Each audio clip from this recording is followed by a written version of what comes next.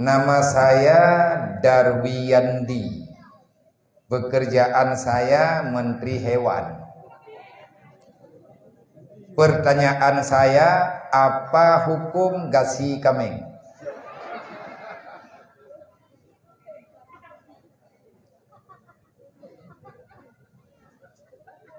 Kibang ko jawab dulu.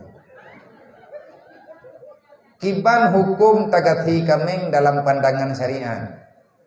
Menyetagati kameng tujuan ngat le atau jeut. Man menyakiti kameng nan menteng kameng. Man jeut ilahnya binatang nya hana kekeun ilahnya karena na tujuan dan maksud.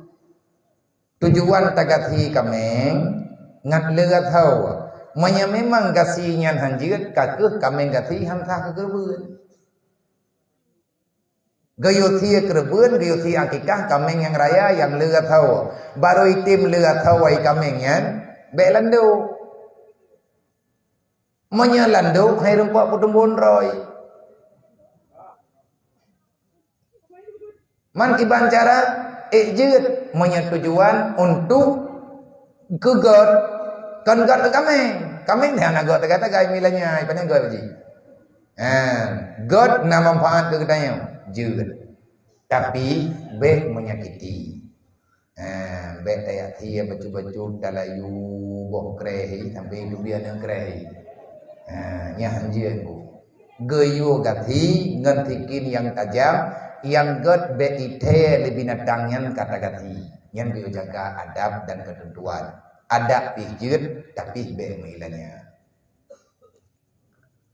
Yang kedua, apa hukum korban ataupun akikah bagi ternak sapi misalnya yang besar dari induk, yang bunting tanpa kawin langsung dari sapi jantan, bayi tabung. Oh, anak kameng ibu jut yang muthain.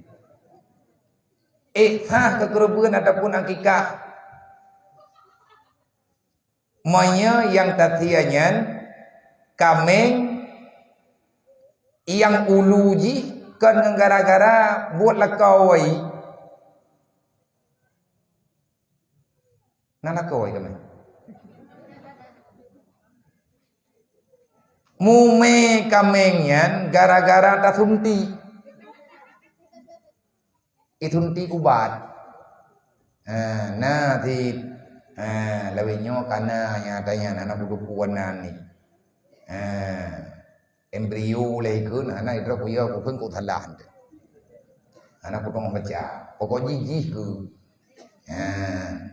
ico embrionya isunti bak kamengina anak trip kemudian mume kamengnya leh mume lahiran nyanana tak perayu leh ate karayu tathia kekerubeun thah gedanya pakan hantha aman mahanaya hai bagi